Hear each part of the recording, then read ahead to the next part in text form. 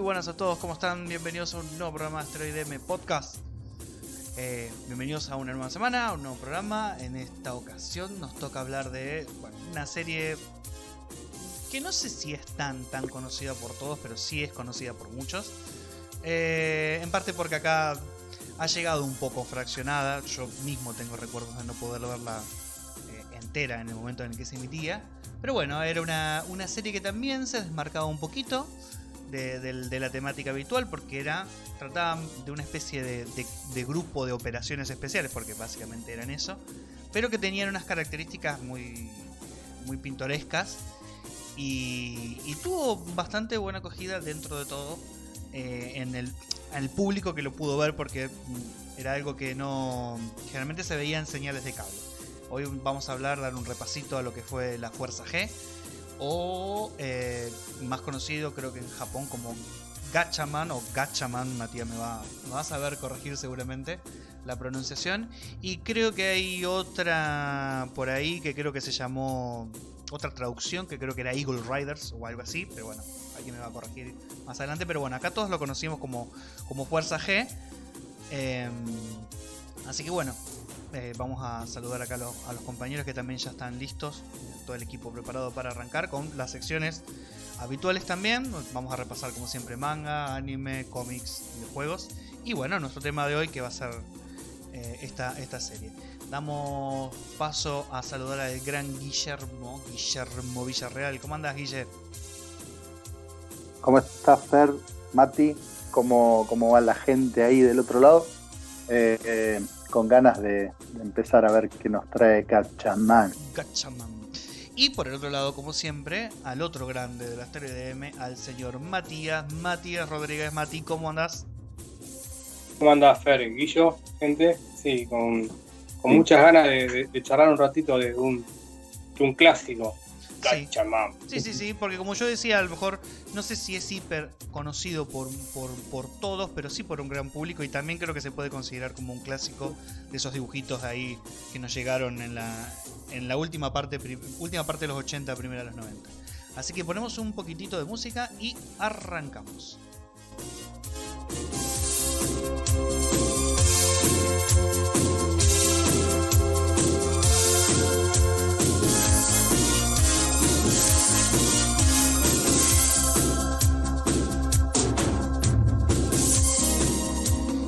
Muy bien, damas y caballeros, ya estamos listos. Arrancamos nomás con el programa, arrancamos con las secciones. Como siempre vamos a darle paso a Guille, que nos va a traer otro cómics en su sección de cómics, como siempre. Así que bueno, Guille, adelante, el arranque del programa es todo tuyo.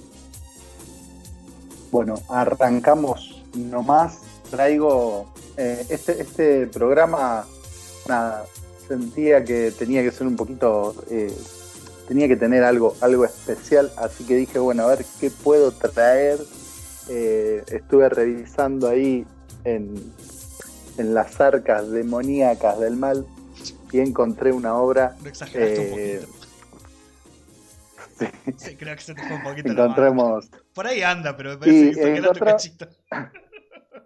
Encontramos una obra, mirá, ojo que es una obra maestra de Marvel y está catalogada como uno de los mejores, una de las mejores sagas de Marvel. Y bueno, recordemos, ¿no? Yo en este momento, bueno, les comento, vamos a hablar de Tierra X.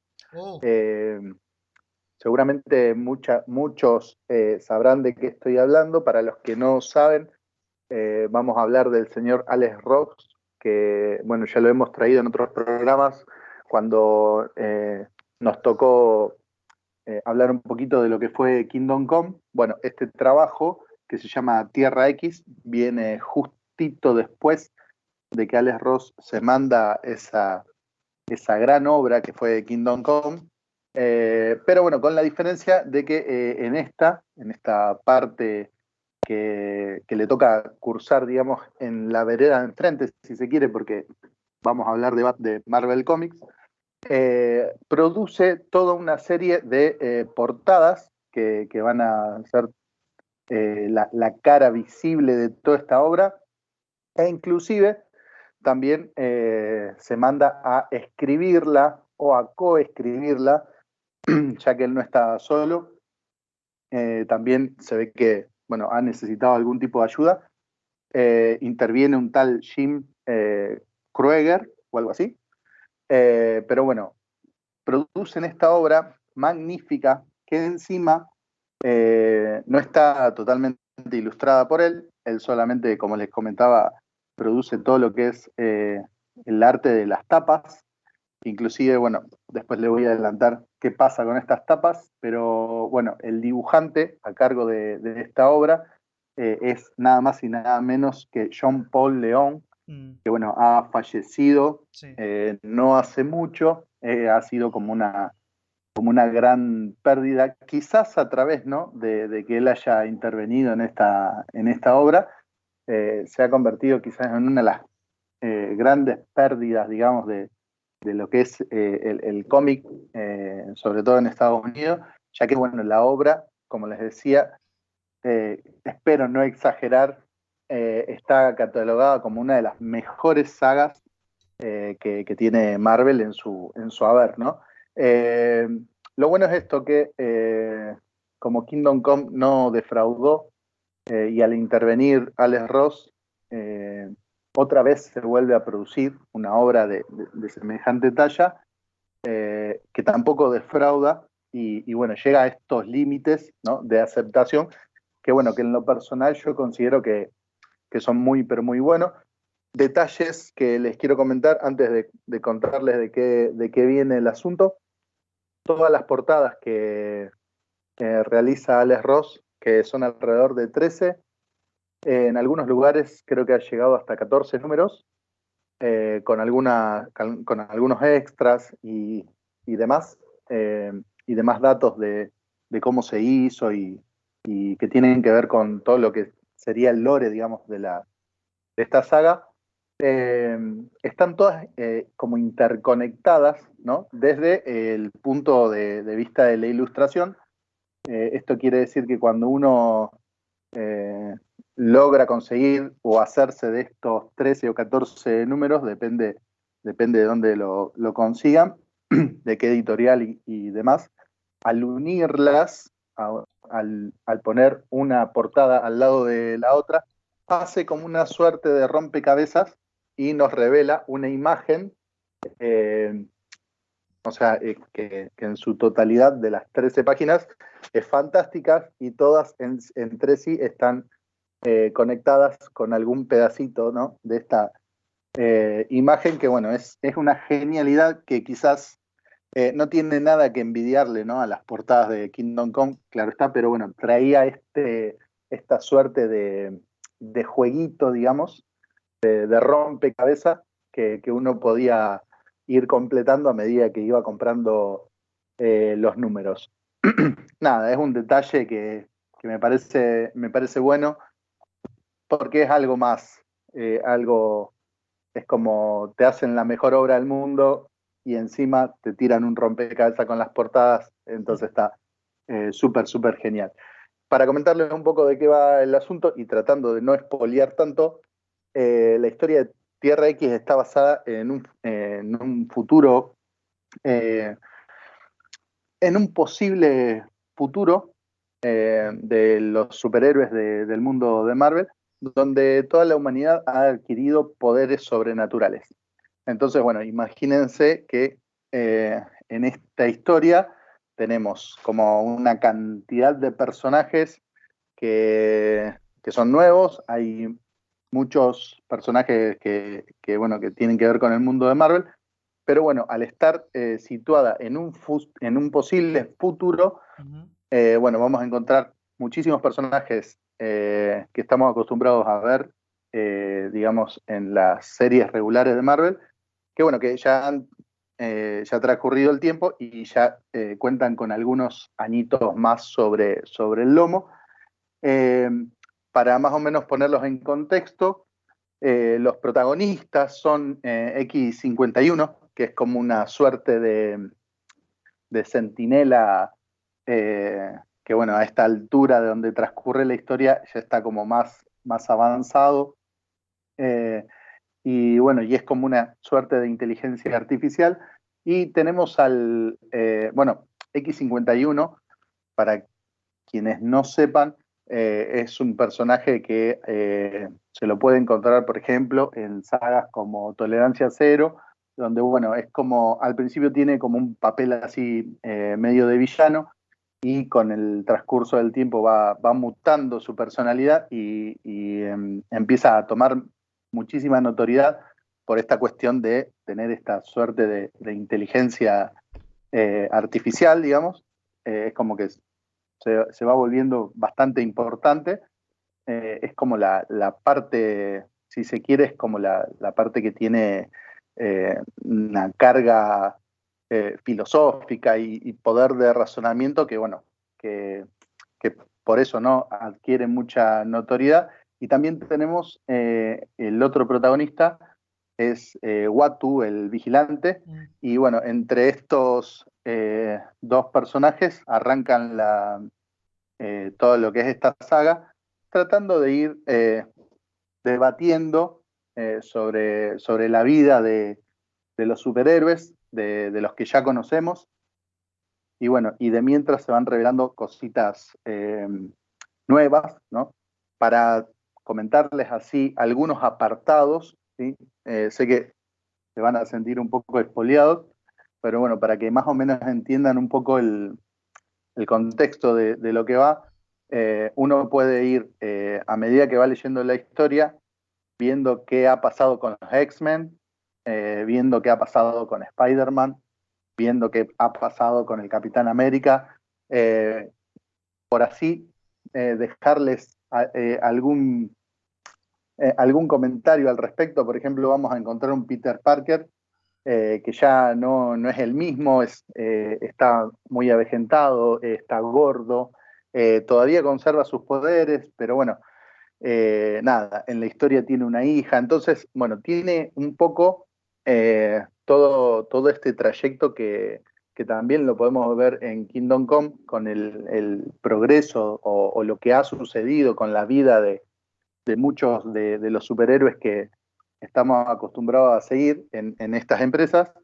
Y bueno, y en Marvel, en lo que es Tierra X, vamos viendo eso, ¿no? Cuáles son las problemáticas con toda esta cuestión de que han aparecido un montón de superhéroes nuevos, de como que todo el mundo prácticamente tiene poderes. Y bueno, y vamos dilucidando ahí cuál es la problemática.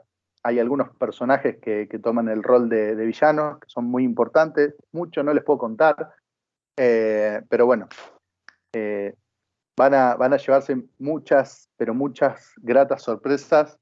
Van a ver que se utilizan muchísimos recursos, eh, sobre todo con cuestiones como hijos de personajes o cambios de roles, inclusive con alguna que otra regresión que pueda llegar a tener algún que otro personaje.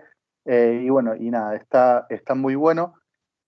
Tiene un desenlace bastante épico, con mucho lío y mucho quilombo sobre el final. Así que, bueno, por ahí va la recomendación para el día de hoy. Tierra X, de este gran dibujante que nos ha dejado, que es Jean Paul León. Eh, lo único que tengo que decir con respecto a esto es que saben que a mí me gusta traer quizás algún que otro aporte desde la cuestión de lo que es mi profesión, que es la de dibujante. Eh, Sépanse que Jean Paul León tiene infinidad de recursos a la hora de contar, de narrar, a la hora de hacer cuadros, enfoques, de perspectiva, de composición. Así que bueno, si están, como siempre les digo en los programas, si están por ahí comenzando, si necesitan referencias o si necesitan eh, algún, algún instructor, si se quiere, del lado del cómics, con respecto a lo que es la obra, ¿no? Ya que la mayoría de estos artistas son de otros países. Bueno, si se pueden conseguir Tierra X no solamente van a disfrutar de esta historia, sino que van a tener muchísimo, pero muchísimo material de donde poder estudiar. Ahí fue la reco de este programa. Bien, bueno, entonces Tierra X. Yo, la verdad que me voy a confesar que no. Yo lo empecé a leer hace mucho, estamos hablando de una obra ya que tiene por lo menos 20 años, si no me equivoco, o más. Yo creo recordar haberla empezado a leer, sinceramente nunca la terminé, no como, a lo mejor como Kingdom Come, pero por eso te pregunto, pero porque no estoy seguro, pero en ese momento creo que era bastante fácil eh, notar los paralelismos que a lo mejor había con esta otra gran obra que también había dibujado Alex Ross Mm. con Kingdom Come, ¿no? En especial porque las dos abordan un futuro distante, más allá de los devenires de la vida de los héroes de cada lado. Pero creo que más o menos el jugo o el atractivo pasaba prácticamente por el mismo lado, ya por unos héroes ya en el ocaso a lo mejor en algunos de su vida, ya dando paso a las nuevas generaciones. Creo que venía un poco por ahí y siempre fue fácil, más allá de que lo dibujaba John Paul León y las portadas las hacía Alex Ross, pero bueno, era un paralelismo bastante fácil de hacer, independientemente de que terminen distinto o no. Pero sí, está como. También la recuerdo como una de las grandes obras de esos años. Yo me acuerdo mucho de las ilustraciones de portada que vos mencionabas al principio. Y me acuerdo mucho de unos trabajos de concept que hacía el mismo Alex Ross, o sea, todo lo que era el diseño de personajes de estos héroes ya en el futuro, que me acuerdo que eran en lápiz, o sea, que eran todas ilustraciones hechas a lápiz de Alex Ross. Más allá de las portadas. De eso me lo acuerdo muy bien, que dicho sea de paso, quien consiga la obra, sea por el medio que sea, eh, es una de las cosas más lindas que tiene, más allá de lo de adentro, ¿no? Más allá del trabajo de John Paul León, todo lo que es trabajo de portadas y diseño de personajes de Alex Ross, en especial las que están a lápiz, solamente a lápiz, valen muchísimo la pena. Así que. Sí, Fer, para completarte un poco, el año de publicación de la obra es 1999. 99. Como vos decís, sí es bastante viejita. Lo que sí te quería comentar de paso, es una obra que no se ha recopilado todavía, que actualmente no se consigue, digamos, en un tomo. Sí. Es una lástima, digamos, es una lástima eso porque es una obra para tenerla toda junta y completa, pero bueno, espero que en algún momento se aviven y la puedan sacar, eh, cualquiera sea la editorial, ya sea alguna de acá de Argentina o de España. Pero bueno, es un material que, bueno, como vos bien dijiste, conserva algún cierto paralelismo con la otra y creo que es una fórmula que no defrauda. Eh, Creo que en ningún contexto, yo creo que inclusive no hay obra que resista a este recurso, ¿no? De extrapolarla a un posible futuro y que no caiga, digamos, bien, digamos, ¿no? Uh-huh. Creo que es una fórmula que termina triunfando porque nos ayuda a imaginar, ¿no? Posibles futuros, ¿sí? Sin tener que estar atados a una línea temporal o a una consecuencia, digamos, de guión, digamos, o de trayectoria en alguna serie. Claro. Sí, mientras vos estabas hablando, Guille, también se me vino a la cabeza algo también parecido, que la voy a traer más adelante, es Logan, Old Man, ¿puede ser así el nombre? No me acuerdo bien si es así. Old Man Están- Logan. sí, Old Man Logan, sí. Exacto. Sí, Que sí, también, también es una es una como la historia misma también. fórmula. Sí. Exacto, que también ha sido muy consagrada, digamos, Sí. ha llegado a tener buenas reseñas, buenas críticas. Por eso justamente mencionaba esto, que es una fórmula que garpa bastante y que, bueno, nada, parece ser que moviliza mucho a lo que son los lectores, a los fanáticos de Marvel, eh, toda esta cuestión, ¿no? de Los un Marvelitos. futuro distópico, claro. Claro, claro. Bien, bueno. Entonces por ahí va la recomendación de Guilla de esta semana en cómics, que es el clásico también del año 99, Tierra X, así que quien pueda hacerse, aunque sea en la versión digital, porque como decía Guille, está medio complicado para conseguir porque no ha sido recopilado, por lo menos no en los últimos años. Eh, Así que bueno, aprovecharlo y leerlo que vale mucho la pena. En especial no solo por la historia, sino por el arte de Jean Paul León, que ya incluso en esos años era más que recomendable. Así que bueno, Y el arte conceptual. bueno, y el arte Ese, bueno, conceptual de todo lo, sí, todo el el paquete. sí, digamos el packaging, porque creo que Alex Ross funciona un poco más como packaging que otra cosa. Eh, pero bueno, sí, también vale muchísimo la pena también por eso. Así que bueno, ahora vamos a pasar a mi sección. Yo voy a arrancar ahora en estos siguientes, por un buen par de programas, tal vez 3 o 4 programas. Me voy a dedicar un poquito a PlayStation 2, que hay varias cosas que que me venían quedando en el tintero para reseñar, que están bastante buenas, a ver, son accesibles, son juegos que son más que nada para pasar el rato, pero que bueno, cumplen con lo justo y necesario.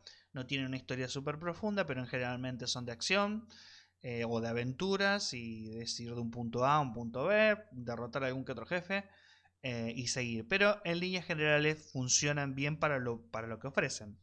Esta generación en particular tenía mucho de ese enfoque, de juegos relativamente simples en su concepción y en su construcción y en su acabado. Funcionaban como un producto simple, porque creo que si bien ya había obras que empezaban a asomar con grandes planteamientos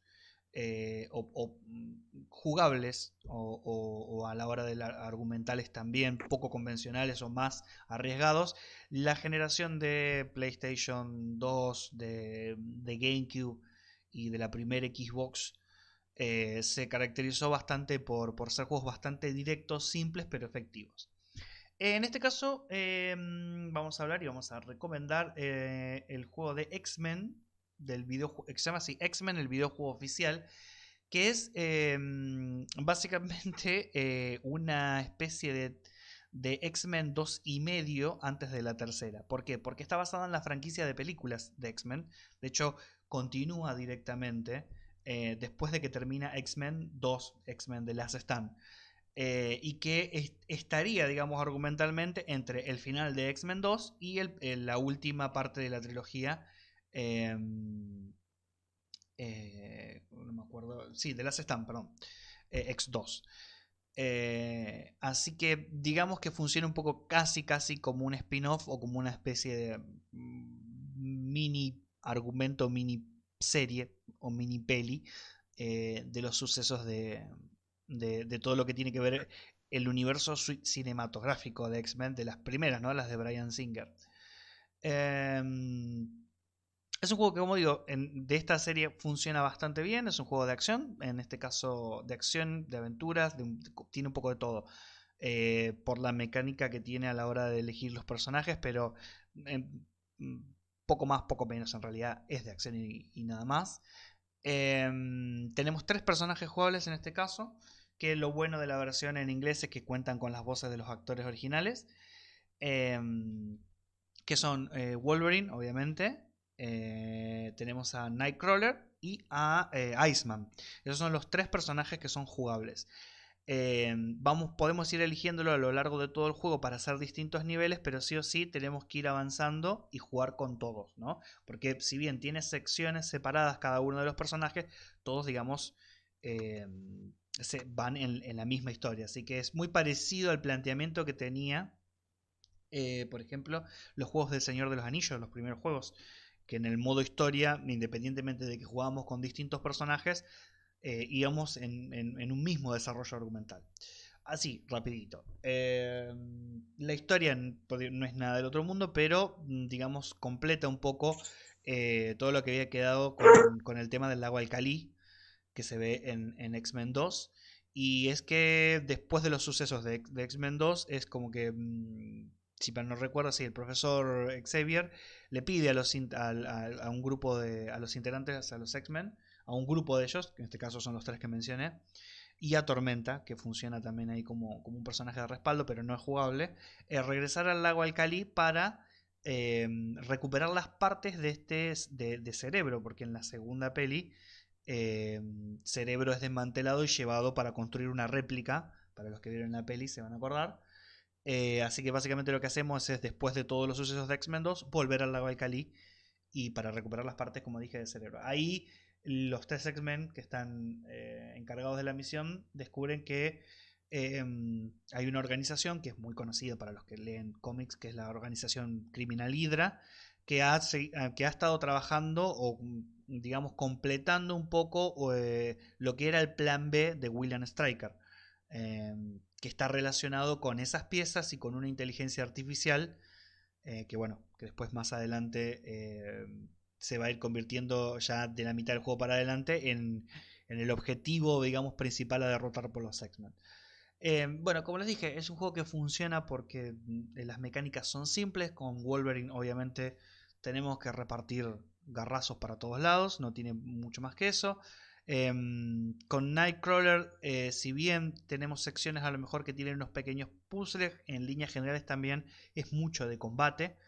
Y con Iceman en particular, que es el personaje que a lo mejor se desmarca a la hora de la jugabilidad, se desmarca un poquito más de los otros dos, tenemos todas misiones que las realizamos en movimiento sobre el tobogán de hielo, el clásico tobogán de hielo de Iceman. Bueno, son misiones que siempre las hacemos en movimiento porque Iceman constantemente está sobre el tobogán. Esto tiene que ver con destruir distintos objetivos, con congelar distintas cosas, hacer maniobras en el aire con el tobogán. Dentro de todo le aporta variedad y en especial las últimas misiones con Iceman se vuelven muy interesantes, están buenas, están bien diagramadas, jugable, artísticamente y en la historia encajan perfecto. Hay un solo nivel de Iceman que es un poquito molesto a la hora de hacer, pero en líneas generales, para ser el que tiene el planteamiento más distinto de los otros dos, de Nightcrawler y de Wolverine, funciona bastante bien. Tenemos también un sistema de progresión de puntos de mutación, que no son otra cosa que de puntos de habilidad que vamos ganando a medida que avanzamos los niveles. Cada vez que arrancamos un nivel nos da para elegir la dificultad en la que lo queremos afrontar. Dependiendo de la dificultad que nosotros elijamos, nos da determinada cantidad de puntos de experiencia al finalizarla exitosamente, lo que dentro de todo le permite un poco de rejugabilidad, porque misiones que a lo mejor eran más complicadas de hacer y elegimos jugarlas en fácil, después, una vez que el personaje ya está más potenciado por estas habilidades que podemos ir poniéndole a los personajes, te da un poco como de revancha para poder hacerlo en dificultades más altas, más allá de que la historia es siempre la misma y básicamente lo que se puede hacer es empezar de vuelta o repetir misiones eligiendo grados de dificultad distintos. Es un juego que, como dije, funciona bien porque es simple, está bien hecho gráficamente. Para mí es uno de los juegos que más lindo se ve. Está bien que estamos hablando ya de 2006, ya los últimos coletazos de PlayStation 2, ya estaba la nueva generación encima. Pero creo que exprime bastante bien lo que es yo estoy recomendando la versión de PlayStation, independientemente de que también salió, como dije, en Nintendo GameCube y en la primera Xbox. Obviamente la primera Xbox, por ser un maquinón en comparación de las otras dos, es en la que mejor se veía, pero la versión de PlayStation 2 me parece, y PC, también estaba en PC. La versión de PlayStation 2 también es sumamente recomendable y creo que es la versión más fácil para jugar hoy por hoy.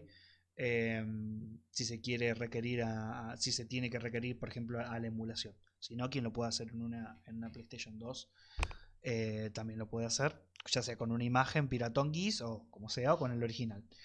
Así que bueno, para los que les gustó las películas, para los que les gustan los X-Men como a mí, para los que nos gustó bastante esos primeros compases del universo cinematográfico de X-Men, complementa bastante bien. Es un spin-off que si te habías quedado con un poquito de ganas de ver un poquito más de los X-Men de las pelis, cumple bastante bien porque tiene, aparte de todo lo que se ve y de los escenarios que son muy variados por cada personaje, tienen así unas cut scenes que están hechas con ilustraciones así semi-animadas, que están muy buenas. Y como dije, la versión original cuenta con los actores de doblaje casi con la mayoría, o sea, con Hugh Jackman, con Alan Cumming, con Joe Ashmore, que es el que hacía de X-Man, con Patrick Stewart y bueno, y un par de personajes más.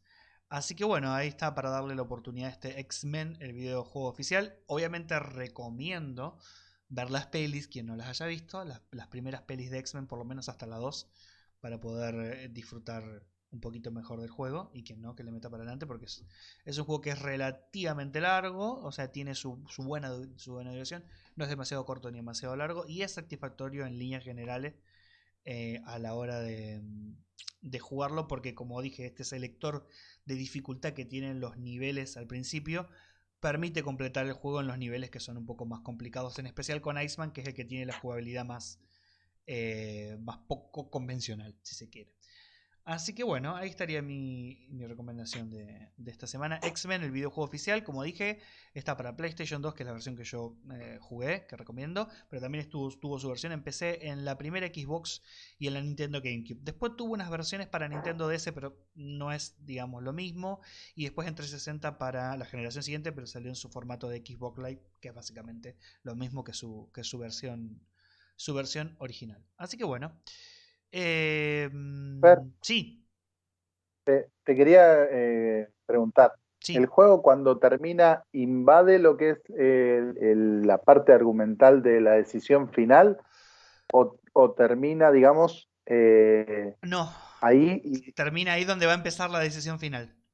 No, no invade Ajá, nada, no invade perfecto. nada. O sea, es como si, es lo que te decía, es como si fuera una peli o una peli cortita, si se quiere, en cuanto a lo argumental, que está termina X-Men 2, X-Men United y X-Men The Last Stand. Funciona, no pisa nada del otro.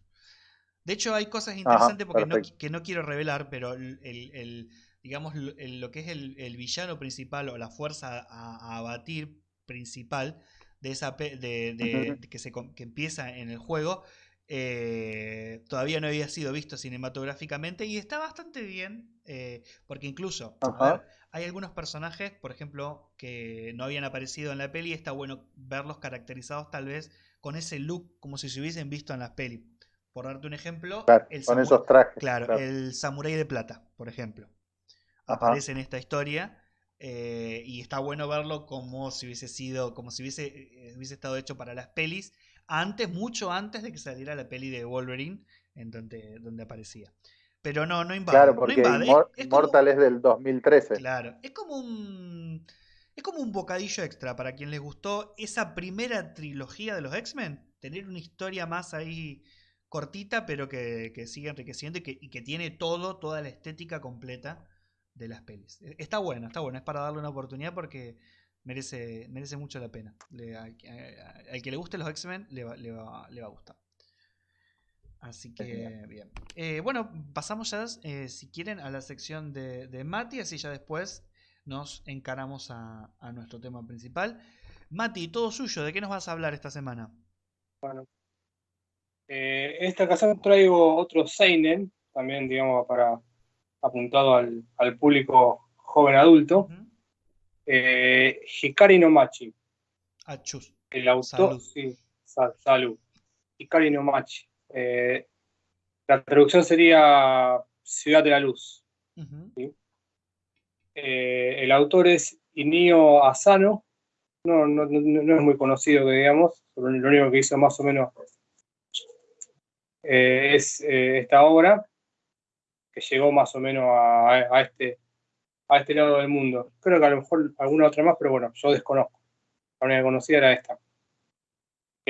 Me gustó porque hay una especie ahí de paralelo, digamos, entre lo que es el nombre en sí, porque es Ciudad de la Luz, y la oscuridad que tienen los personajes, porque es un recopilatorio de varias historias. Entonces, bueno, hay una especie así de juego del nombre con la historia. Bueno, tiene un poquito de drama, como te dije recién, son varios capítulos, son como 9 más o menos, y se recopilaron todo en un solo volumen. Cada historia que van contando o sea, obviamente pasa en esta ciudad y tiene esa particularidad de que es un poquito oscuro, digamos, en cuanto a la historia y a la estética del dibujo también, porque por momentos parece como si fuesen fotografías. Viste que saben usar algunos recursos, algunos dibujantes. El hecho de sacar, viste que toman como referencia una foto. Sí. Bueno, acá en algunos cuadros se nota que es una foto pintada, digamos. Pero sí. no es... Se usaba mucho eso en los cómics de los 70, por ejemplo, lo de... Sí. Era un grafismo bastante usado, que era básicamente pegar una foto atrás sí. Con una técnica especial, pero el fondo era básicamente una foto. Más o menos a eso foto. Te referís, me imagino. Claro, y no desentona tanto, ¿viste? No hay un... Porque por el momento hay una parte de que son, cuando están los personajes charlando, se nota que está dibujado a mano, que tiene también una cierta línea medio oscura. Bueno, no hay tanta diferencia con la foto, ¿viste? Como si, bueno, che, esto es una foto, me dibujaba un poquito, aunque sea el cielo, ¿no? Se ve que tenía... Pero queda bien, ¿me entendés? Queda armonioso. Por eso también por eso la traigo, porque es lindo de verla, o sea, es interesante de leerla, y por eso me pareció que hago cortito como para recomendar. Y bueno, ahora los personajes no se me vienen a la cabeza, pero bueno, son más o menos así sería, son pequeñas historias y van resumiendo en el correr de los capítulos. Después, también otra cosa que también a mí me llamó la atención es la arquitectura, cómo la va llevando, obviamente por la tanto la ciudad, y como que te va entrando, digamos, a esa ciudad. La verdad que está muy bien logrado, por eso tiene muchos puntos a favor. Y me parecía interesante traerla para acá. No hay mucho más, porque si no, como es cortito, es un solo volumen. La verdad que... otra cosa que también me gustaba son las portadas, y eso también es interesante. Por eso, léanla, está buena, es interesante, se lee rápido, es cortita. Hikari no Machi, Ciudad de la Luz, y el autor se llama Inio Asano. ¿En qué lo estás leyendo vos, Mati? Perdona. ¿En digital o lo tenés en papel? No, digital. Ajá. Digital. Después te voy a pasar bien el link para que lo publique cuando... bueno, dale. Cuando publiquemos el capítulo, sí, así lo publica. Te paso bien el link donde lo estoy leyendo yo, que están todas. Si bien tiene unos añitos, ya tiene desde el 2004 al 2005, por ahí a lo mejor no es muy conocido, o salvo por el lector que es sí. Habitual, digamos, de este tipo de género, bueno, lo conoce, pero el que no, la verdad que está interesante. 2004-2005, es lindo para leer, entretenido. Perfecto. Repetinos de vuelta entonces el título completo y su traducción era... Hikari no Machi. Algo así como La Ciudad de la Luz. Perfecto. De Inio Asano. Perfecto. Bueno, ahí está la recomendación breve, cortita esta semana de Mati. En este caso de manga. Sí. Que no quiero esperar mucho, porque como son todas historias de diferentes personajes. Encima que es cortito, capaz, sí, contás a lo mejor. Sí, está bien. Capaz que cuento algo que no va y... y nos cagás un capítulo que encima que son cortitos. Claro, te cuento el final. Bien, claro, exactamente. Así que bueno. Bien, muchachitos, entonces, ¿qué les parece si ya vamos pasando al tema de esta semana? Yo voy a contar alguna cosita así muy breve y ya después vamos repasando lo que recordamos de la serie. En este caso, bueno, vamos a hablar de la fuerza, como lo conocimos nosotros aquí, que fue la Fuerza G. Pero bueno, es bastante más conocido en el resto del mundo. La Fuerza G fue el doblaje que tuvo, digamos, la traducción, que tuvo el nombre para cuando fue traído acá a América Latina, pero mundialmente casi se puede decir que la gran parte del mundo, salvo Latinoamérica, lo conoce como Gatchaman, que es una producción de la Tatsunoko Production, que fue también, si se quiere, una de las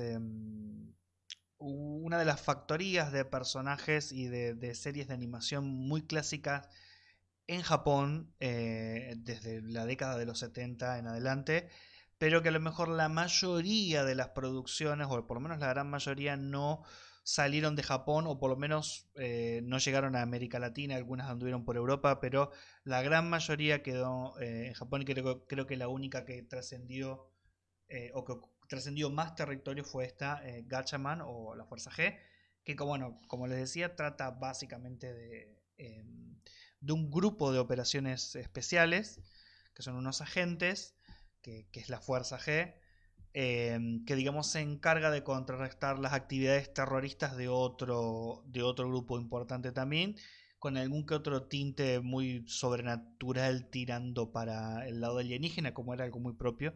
Es una serie que es de principios de los 70. Yo obviamente acá recuerdo haberla visto prácticamente casi 2 décadas después. Eh, y de hecho quien la vea hoy va a notar, lo primero que va a notar van a ser los peinados y la ropa de la época de principios de los 70, muy característica. Tiene ese aire, ese espíritu en lo visual, ¿no? Por ejemplo, a Speed Racer, ¿cómo que se llamaba? ¿Cómo que le decían acá? ¿Cómo era la traducción de Speed Racer? Meteoro. Meteoro, exacto. O sea, indefectiblemente te va a hacer acordar de esa estética, porque obviamente compartían, fueron hechas durante esos años.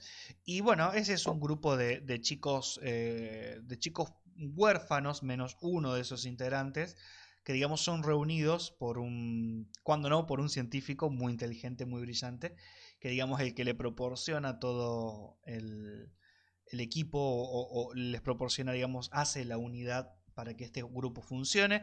Tiene una temática bastante particular en cuanto a lo que es, vamos a decir, iba a decir la gráfica, pero no, en cuanto a la estética del grupo, que se caracterizan todos por, si bien son un grupo, como dije, de operaciones, que tiene una verticalidad. Tenés un primero al mando, un segundo al mando, y de ahí todo un escalafón. Pero ellos son, la temática de su grupo es básicamente de aves. En realidad son como, o sea, su caracterización, su rango, su escalafón está basado en un ave. Desde un águila hasta un pajarito que digamos vendría a ser como un ave muy pequeñita, que vendría a ser el más bajo en el escalafón. Eh, y bueno, no hay mucho más que contar. La serie todavía se puede ver así muy salteado. Yo no conozco alguna recopilación, pero es una serie que tuvo algún que otro problemita a la hora de traerlo acá a Latinoamérica, como a veces pasaba, como ha pasado con otras. Pero tiene una estética muy particular. Creo que con lo que más gana la serie, no importa de ser tan vieja, por ser tan vieja, es por esa estética particular que tienen los personajes, digamos, que tienen más que nada el equipo de los buenos, ¿no? Con esa estética de aves, ¿no? De uniformes basados en aves. Así que no sé si alguno de ustedes quiere comentar algo. Ahora repasamos un poco los personajes, pero si alguno recuerda alguna otra cosa que quiera decir, adelante. Vos, Guille, ¿qué te acordás de Fuerza G? Bueno, yo creo que esta serie, me voy a meter quizás en el, en el segmento, no sé si el segmento, pero en el terreno quizás de Mati. Ajá. Creo que la serie de Kagaku Ninja Tai Gatchaman tenía estéticamente todos los recursos para hacer una gran serie, al menos en Latinoamérica. Nada, para los que no saben o por ahí son más jóvenes, esta serie se llegó a transmitir en Latinoamérica a través de Locomotion y Cartoon Network. Y bueno, para los que no sepan, la gente que compró la serie y tuvo que hacer algunos chanchullos, algunas cuestiones con el doblaje, y tuvo que cercenar varias partes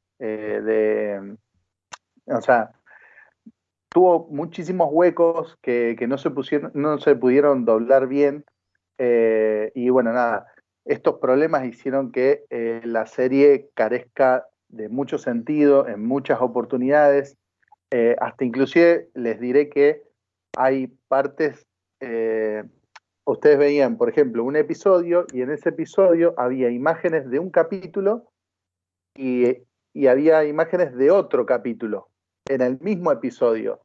Yo, en lo personal, ya les digo, de verlo de más chico, me fascinaba muchísimo la estética, los trajes estaban geniales, me parecían que las escenas de pelea eran muy buenas, contaban con bastante violencia, Sí, bastante inclusive crudo, sí te iba a decir. era bastante crudo, y uno terminaba enganchándose. Pero bueno, también me pasa esto que de adulto, cuando yo quiero recordar lo que miraba en la serie, tengo muchísimos huecos en la cuestión argumental. Tanto así que, bueno, nosotros por ahí recopilamos información y a veces nos preparamos para hacer los programas del asteroide. Entonces fui y traté de recurrir, ¿no?, a la fuente. Ustedes saben que nosotros recomendamos mucho el sitio de Series Slam, donde se pueden ver estas series de antaño. Y bueno, y traté de ver algún que otro episodio, pero bueno, me llevé la terrible sorpresa de que tenía muchísima inconsistencia en lo argumental y en lo narrativo. Es como si fuera una animación que por momentos te cuenta algo, corta eso que te está contando, o sea, se traslada hacia otro sitio, te cuenta como otro pedazo de otra cosa, después corta eso que está contando, va hacia otro lugar, te sigue contando otra cosa que no tiene nada que ver, después vuelve a donde estaba al principio, y bueno, y uno, yo esto lo cuento como adulto, se me hizo muy, pero muy difícil entender, ¿no? Más allá de que está el doblaje en latino, y que uno más o menos puede articularlo con la mente, es como que se generan muchos huecos entre lo que es la imagen, o sea, lo que uno ve, y lo que uno escucha. Entonces, quizás es por esto que yo cuando trato de rememorar la serie, es como si yo no hubiera logrado archivar mucho, digamos, de esto, más que lo que me gustaba de la parte estética. Con respecto a esto que les decía del doblaje, bueno, al principio, y efectivamente fue lo que pasó, que la traducción por algunos momentos era bastante fiel, eh, pero bueno, hubo muchísimas escenas que fueron eliminadas, digamos, y nada, esto hizo que, que la serie fuera como una especie Corte y pega. de monstruo, claro, de monstruo mutante que bueno, Sí, que poco te deja, ¿no? Desde lo argumental. sí. Lamentablemente, como dije al principio, es una serie que desde lo visual, desde los personajes y desde sus trajes, contaba con todo, digamos, el power de Sí. la época para estar a la altura de otras grandes series como Thundercats o como He-Man, pero bueno, lamentablemente se ve que por querer, no sé, sacar unos mangos o lo que fuera, compraron de una manera muy grotesca esta serie, compraron fragmentos, la doblaron para el carajo y bueno, y salió esta cosa que bueno, que como les decía, se me hizo muy difícil, digamos, encastrar las piezas como para dejarles algo positivo, ¿no? Claro, sí. De lo que fue Fuerza G. Sí, está. Ya pasaba un poco por esos años a lo mejor, que había algunos problemas a la hora. A ver, no eran tanto problemas argumentales, sino a veces eran problemas de derechos o del material que estaba disponible. Y se hacían unos cortes y pegues, unas ediciones, unos redoblajes que terminaban, como dice Guillo, empastando mucho eh, el producto final. Si uno hoy quiere ver los episodios de corrido, se va a encontrar con ciertas incoherencias y momentos que por ahí no tienen nada que ver o que le quitan ese ritmo que debería tener la serie normalmente. Pero eso era una cuestión, desafortunadamente, que pasaba cuando se trasladaba a otros países, incluso eh, a otras culturas, que se complicaba un poco a la hora de tratar determinados temas, había problemas, había recortes de censura también, y en todo ese mejunje se hacía un laburo de edición que no siempre quedaba bien, y bueno, Fuerza G fue uno de los productos que se vio afectado también por esa dinámica a la hora de adaptarlo para otras partes del mundo. Sí, lo que pasaba también era que las productoras japonesas por ahí no entregaban todo el material completo, Claro, también. que se aparte aparte o sea, de la serie, no tampoco entregaban los guiones como para que el yankee, digamos, el norteamericano, una vez que adquiera el producto, tenga dónde traducirlo. Entonces muchas veces no les llegaba el guión, lo tenían que traducir con lo que tenía o con lo que veían, y en ese momento tampoco había mucha... Lo hacían el trabajo de traducirlo fielmente. Uh-huh. Ellos veían un dibujito, traducían lo que veían en imágenes y dale que va, ahí sale. Entonces terminamos haciendo muchas series. Y este caso, bueno, uno de los más conocidos también. Qué raro los japoneses por esos años, ¿no? Tratando de meterle el dedo en la llaga a los americanos cada vez que tenían la oportunidad. Había como una pica, más que nada durante los años 70, Sí, en que cada vez sí, aparte, cada vez que había una colaboración o alguna especie de negocio o intercambio entre japoneses y americanos, si los japoneses se la podían sí, hacer difícil, se la hacían. siempre.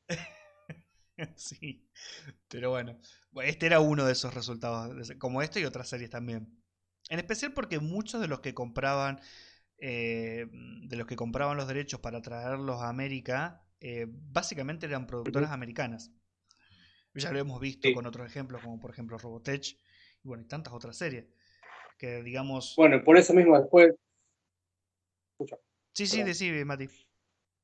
No, que después la versión latina, o sea, lo tomaba de la mala traducción de inglés, la llevaba al castellano, y así entonces, por eso fue lo que le pasaba a Guille, que decía, bueno, que no lograba entender que un capítulo tenía de una manera, después empezaba de otra, entonces esas cosas, esos copy-paste, entonces hicieron un desastre Sí. que para mí la arruinaron en ese momento.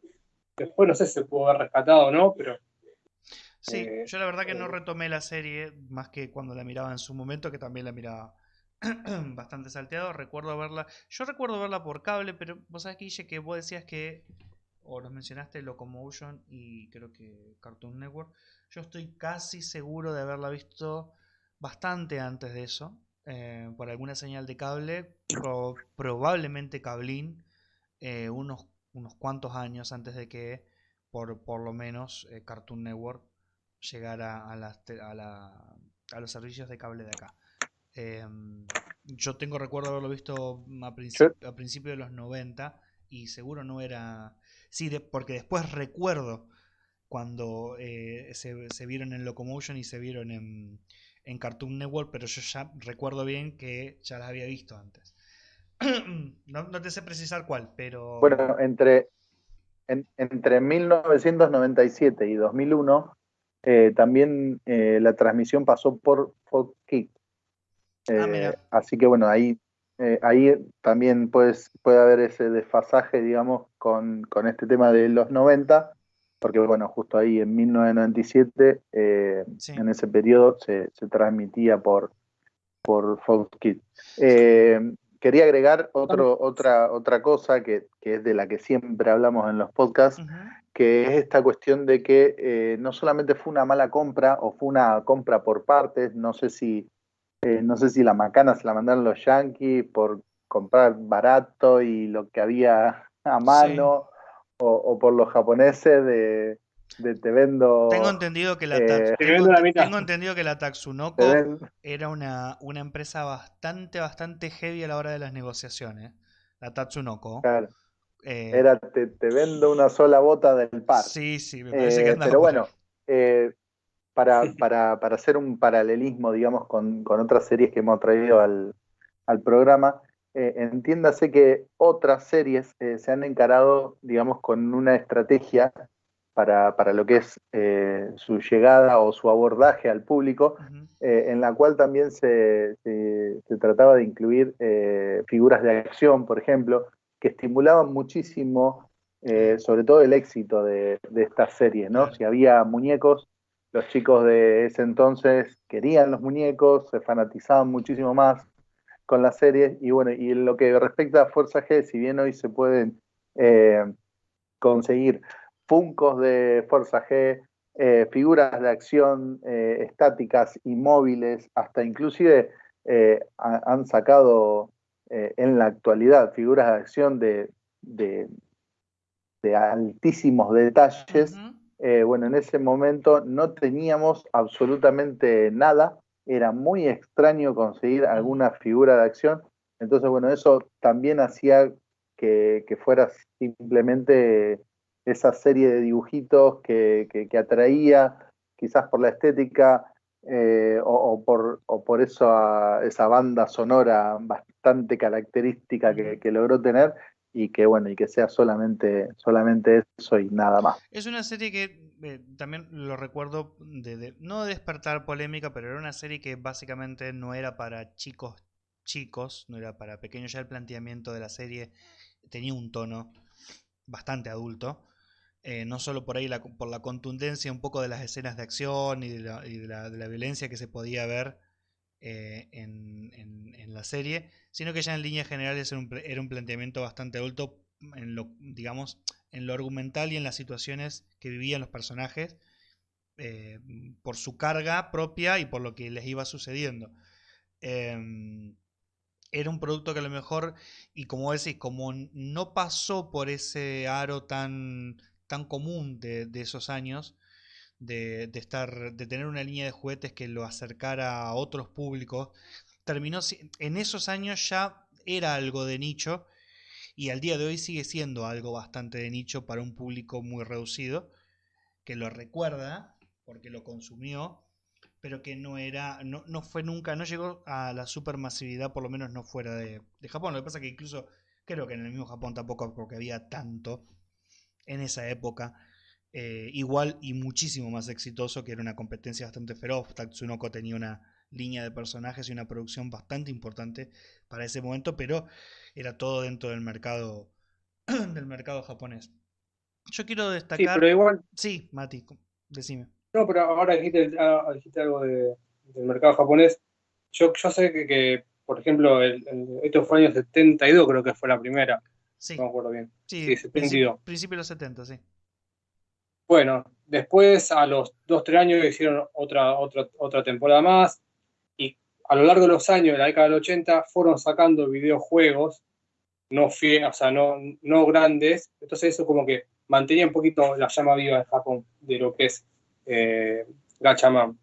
Entonces, medianamente se mantiene, bueno, hasta el día de hoy, que cada tanto sacan una especie así de reboot o reinicio, o como quieras llamarlo, Sí, que, que hacen de que Gachaman siga hasta el día de hoy en Japón. No sé, en Japón. obviamente. Sí, yo realmente que nos haya llegado acá del lado de Japón, por ejemplo, ahora que mencionas los videojuegos, el que tengo muy presente, que no es Sí, exclusivo de ellos, pero fue un juego de pelea bastante bueno, un juego de lucha, que hizo sí, Capcom para ya para dos, ya tres generaciones atrás, que fue exclusivo de Wii, que era en la misma línea de Capcom versus X-Men, ¿se acordarán? O Capcom versus, o Sí. Marvel versus Capcom, sacó una edición O versus especial, SNK. o SNK, sacó una edición de lucha que era Tatsunoko versus Capcom, en el cual había varios personajes, si mal no recuerdo eran 3. Uno era el líder principal, ¿cómo se llama? Eagle. G1. Sí, G1 exactamente. Creo que estaba G2, que era el Dirk, el segundo al mando, y está seguro, creo, pero no me acuerdo. Y la que está seguro es la chica, la única mujer de... ¿Cómo se llama? Del grupo, que era la Agatha, la que era el cisne. Esos 3 están seguros, pero el resto de los personajes eran de la productora de Tatsunoko. Eso me acuerdo bastante bien en videojuegos, que es un buen juego, pero que pasó bastante desapercibido. Y desafortunadamente solo estuvo en una plataforma, no fue multiplataforma, fue de Wii. Que está bueno, pero bueno, no es de los juegos más conocidos de los crossover que hizo Marvel, perdón, que hizo Capcom por esos años. Creo que hay por ahí también dando vuelta, ¿cómo se llama? Una peli que yo no vi, lo único que vi fue un trailer y un par de imágenes, que estéticamente se ve genial. A lo mejor la película es un budinazo, pero lo que vi en el trailer, sí, lo que vi en el Qué lindo trailer, término ese. sí, lo que vi en el trailer se ve, en cuanto a diseño, se ven unos rediseños de personajes, que me imagino que es japonesa, me imagino, que se ven genial. Los Sí, japonés. trajes y la puesta al día, digamos, de los personajes se ve absolutamente genial, porque es una película que puede tener un par de años. Lo que no sé si es japonesa o coreana, porque son todos actores asiáticos. No, es japonesa, Es japonesa, 2013 ¿verdad? es. Sí. Sí. ¿Vos la viste, Mati? Las escenas de pelea. Sí, la empecé a ver en su momento y la tengo muy pendiente, pendiente de pago. Me gustaban las escenas de pelea, están muy bien hechas las escenas de pelea para la época. Lo único que no me gustó a mí es, a lo mejor te acordás, el traje que tienen, ellos tienen un casco. Sí, claro. Que simula la cabeza de un ave, sí, cada uno. Bueno, en este caso, los vidrios no lo hicieron con forma de pico, como en el dibujito. Ajá. Que hubiese estado bueno hacerlo así. A ver, eso como para mantener Sí, la impronta de la serie. Se puede hacer, hay tecnologías para hacer un poquito más curvo el casco, como que parezca un pico de un ave. Sí, que El único tenga detalle. que Bueno, tenga esa reminiscencia. Pero bueno, a lo mejor no sé si está para recomendar, pero estéticamente se ve interesante. Qué sé yo, mejor es, como dije.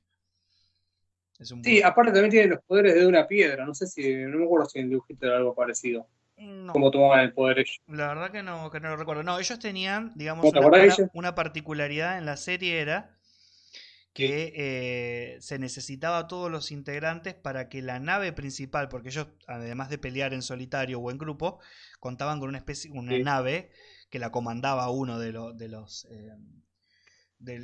miembros, que era una nave que tenía la Sí, particularidad de tomar como una especie de forma de fénix, pero era el más fuertecito la manejaba.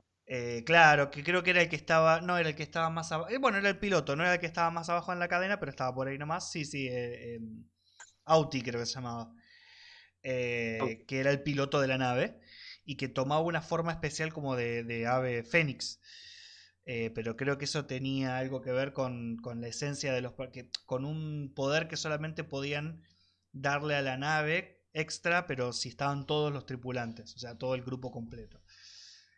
Porque Sí, tiene que mezclaba estar ahí Anime mezclaba un poco. Recuerden, Sí, sí, sí, recuerden que la serie que nosotros vimos como Fuerza G, eh, Saban lo que hace es como una especie de fusión entre lo que es Guerra entre Planetas sí. y lo que es Fuerza G, Guardianes del Espacio. O sea, nosotros vimos una dos en uno. cosa mutante Sí. que la llamamos Fuerza G. Pero bien, como es en Japón, digamos, el asunto no, Son dos arcos argumentales creo que distintos. claro, no lo sabemos bien, así que nada, es ver la peli, Ujú. es ver esa adaptación en live action. Están buenos los cascos, ahí estuve relojeando algunas fotitos. De los, Sí. Está para de los diseños conseguirse uno de esos cascos los y diseños de la peli, ¿sí vos? sí, sí, sí, bastante. Los veo bastante funcional para salir a la calle en estos momentos. Eh, Como Me ve bien protección, para la digo. moto, entonces. Claro.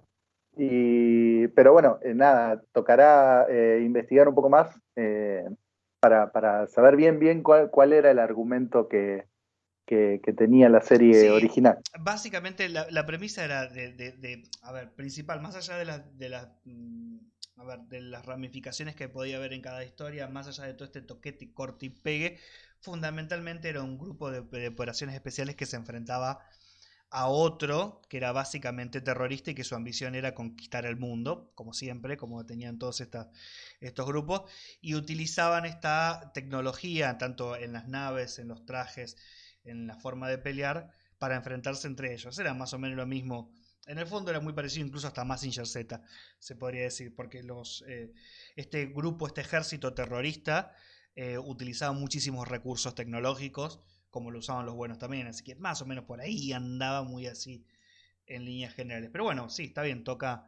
Y son Uh, de la misma época. sí, toca a cada Digo, te pones a pensar uno también. después ver. Como dice Guille, están en Series Land, se les puede dar un vistazo a los que quieran ver.